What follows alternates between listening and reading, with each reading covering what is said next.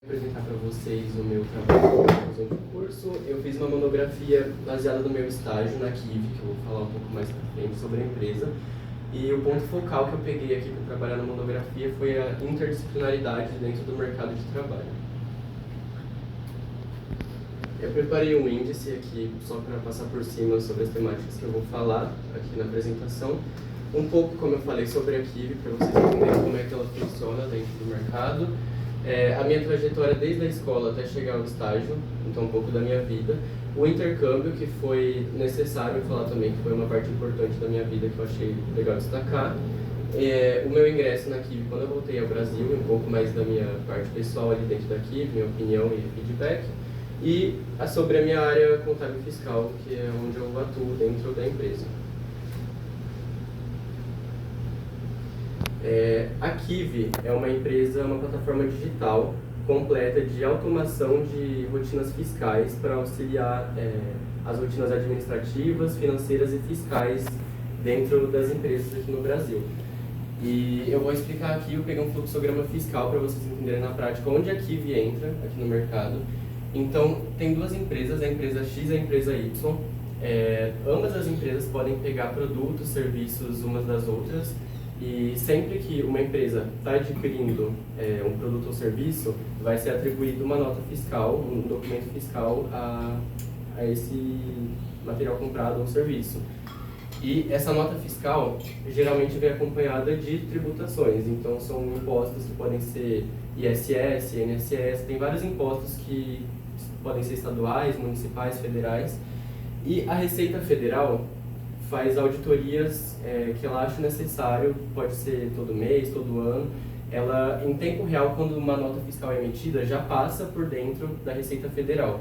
Então ela sempre está por dentro de todas as notas e se ela achar alguma coisa suspeita, alguma empresa, ela pode querer investigar e por isso é sempre importante todas as empresas estarem em dia, em ordem, a gente chama de compliance no mercado, com as obrigações fiscais.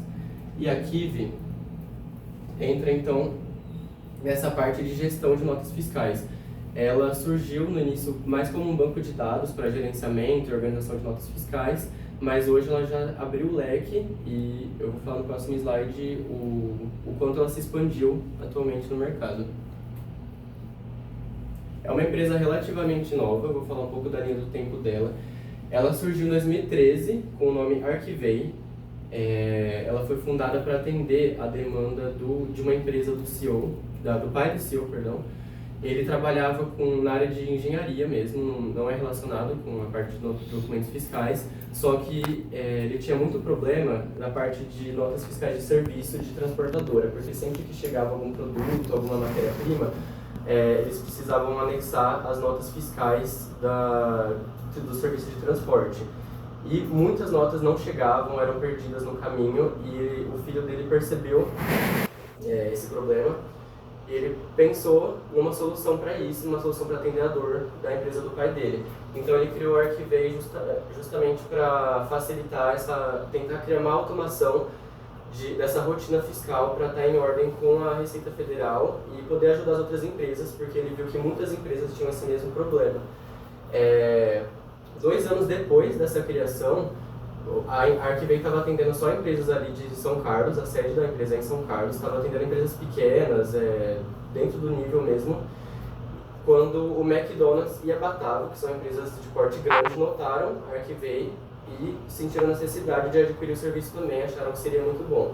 E aí a Arquivei falou, por que não? E eles então expandiram e criaram um novo nível de atendimento, porque a gente atende empresas pequenas e empresas grandes separado, porque a demanda de notas que acompanha as empresas grandes é muito maior, então são planos diferentes de atendimento. Em 2016, a Arquivei até então foi selecionada pela Endeavor como uma das empresas que mais crescem no Brasil, e foi um projeto de desenvolvimento, isso fez a Arquivei crescer muito e ser reconhecida nacionalmente para aumentar a quantidade de clientes. E no ano de 2023 ela passou por um rebranding para não só mais ser Arquivei, conhecida como só um banco de dados de notas fiscais, agora como um elo do fiscal com o financeiro.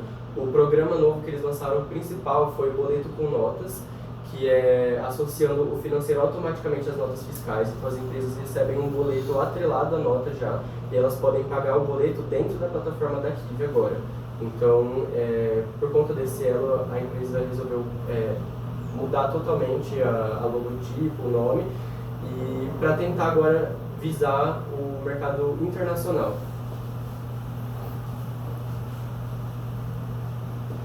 Falando um pouco agora sobre a interdisciplinaridade, que foi o ponto focal do meu trabalho, a interdisciplinaridade é a integração entre diferentes disciplinas. Ela é diferente da multidisciplinaridade, porque a multidisciplinaridade estuda cada matéria separadamente. Podem estudar várias matérias, mas cada uma em janelas separadas. Agora, a interdisciplinaridade é mais o elo entre as matérias, então associar todas elas e conseguir um conhecimento mútuo entre todas elas. E isso pode até gerar novas áreas de conhecimento.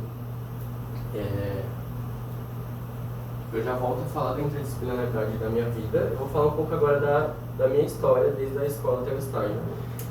Desde pequeno, eu sempre tive dificuldade de saber que área que eu queria seguir, de poder definir que área que eu gostava mais para poder escolher o que fazer de faculdade, porque eu sempre fui uma pessoa que gostei de todas as matérias possíveis, então eu era muito fã de matemática desde sempre, mas eu não gostava muito de química e física.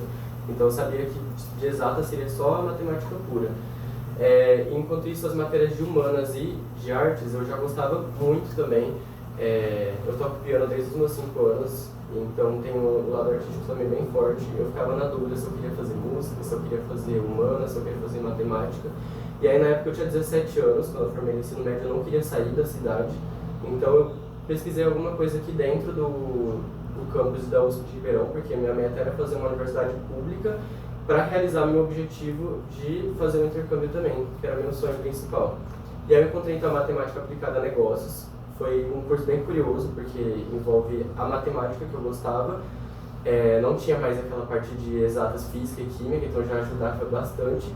E também tinha bastante coisa de humanas ali, da parte da ADM, da economia. Eu falei, vou tentar, por que não?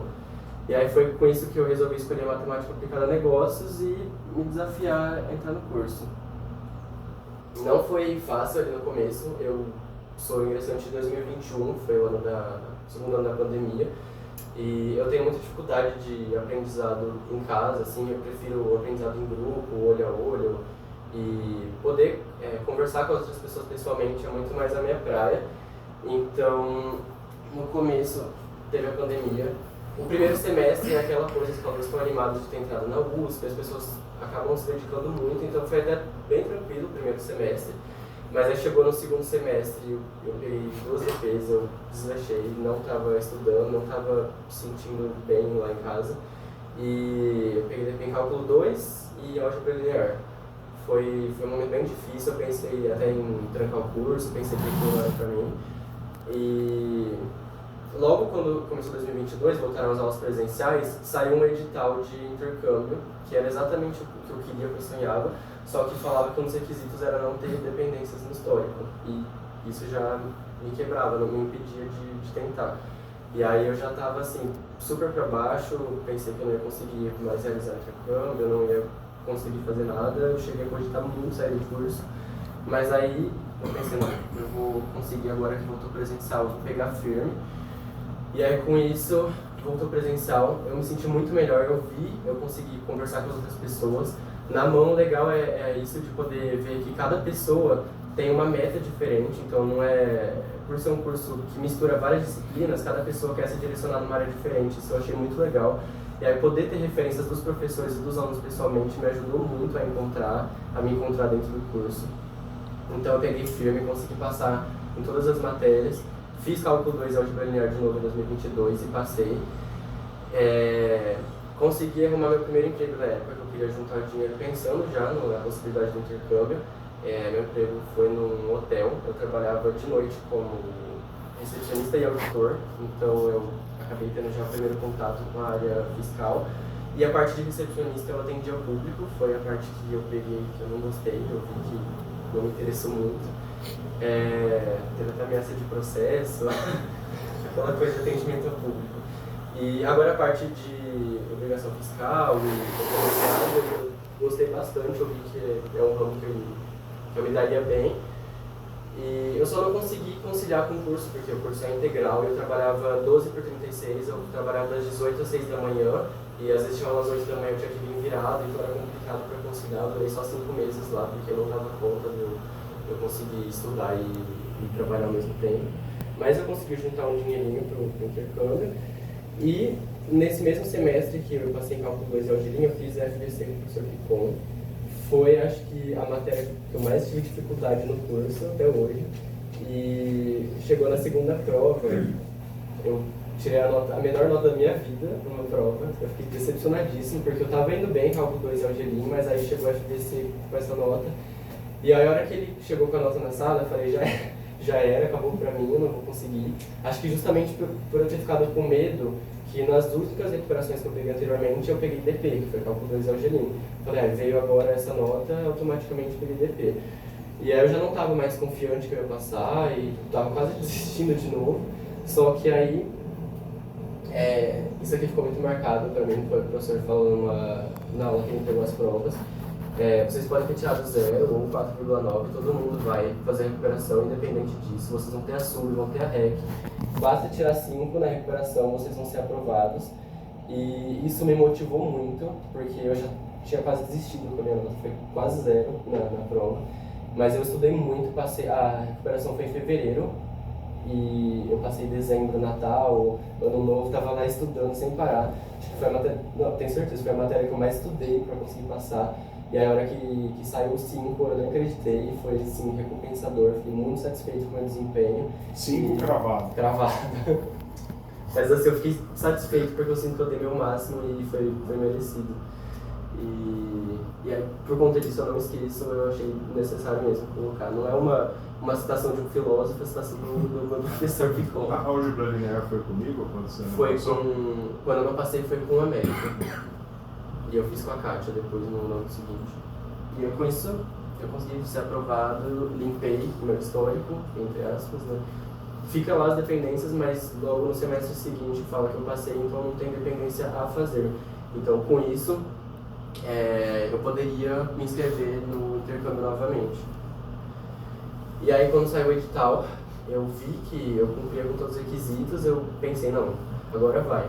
E aí eu vi que eles faziam um ranking dos estudantes com base nas notas ponderadas dentro do curso.